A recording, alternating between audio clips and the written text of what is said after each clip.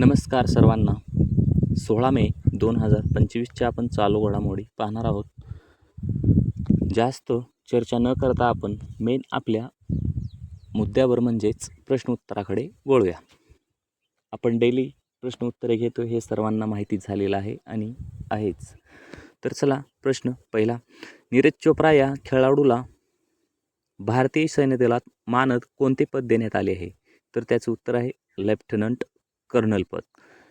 Eureka फोर्ब्सने कोणती brand ambassador म्हणून नियुक्ती करण्यात आली आहे?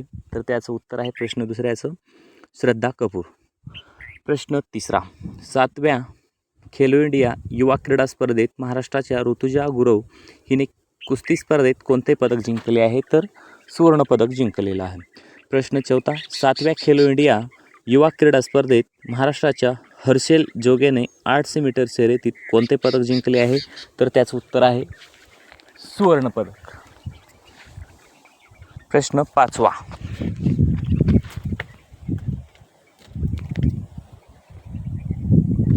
5वे आशियान भारत युवा संमेलन 2025 कोणत्या राज्यात आयोजित करण्यात येणार आहे? तर गोवा या राज्यात 5वे आशियान भारत युवा संमेलन आयोजित करण्यात येणार आहे. महत्त्वाचा प्रश्न आहे, लक्षात ठेवा. प्रश्न 6वा. जम्मू आणि काश्मीरमधील शोपिया जिल्ह्यात सुरू केलेल्या ऑपरेशन किलर कोणाद्वारे संचलित करण्यात आली? राष्ट्रीय रायफल्स. ही एक आपली आर्मी आहे, राष्ट्रीय रायफल्स. BSF CRPF हां. त्यामुळं प्रश्न 6वा पण खूप महत्त्वाचा आहे, कारण जम्मू काश्मीरमध्ये ताणतणाव ऑपरेशन सिंदूरपासून झाल्यापासून रोज चर्चित आहे. त्यामुळं जम्मू काश्मीरबाबत जितकी माहिती होईल तेवढी तितकी सर्वांनी गोळा करून घेणं महत्त्वाचं आहे. आणि महत्त्वाचं म्हणजे आपलं instant GK study YouTube channel, चालू घडामोडी, पोलीस भरतीचे व्हिडिओ, ग्राउंडचे व्हिडिओ, शॉर्ट प्रश्न उत्तरे देण्यासाठी आपलं instant GK study YouTube channel subscribe करा आणि व्हिडिओ आपल्या मित्र व मैत्रिणींना शेअर करा. प्रश्न 7वा. नुकतेच कोणत्या देशाने भार्गवास्त्र या पहिल्या स्वदेशी बनावटीच्या क्षेपणास्त्र प्रणालीची यशस्वी चाचणी केली आहे? तर त्याचं उत्तर आहे भारत.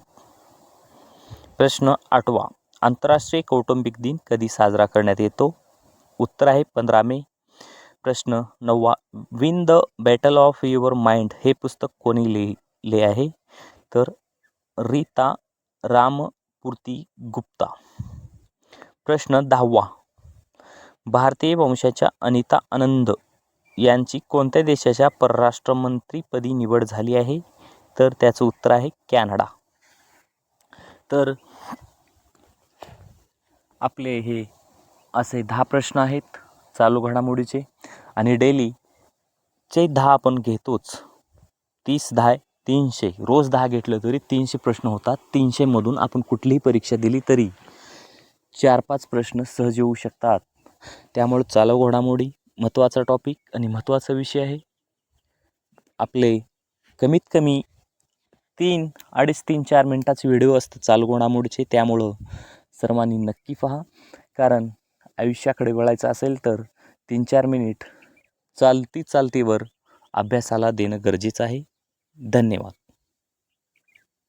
आपलं इन्स्टंट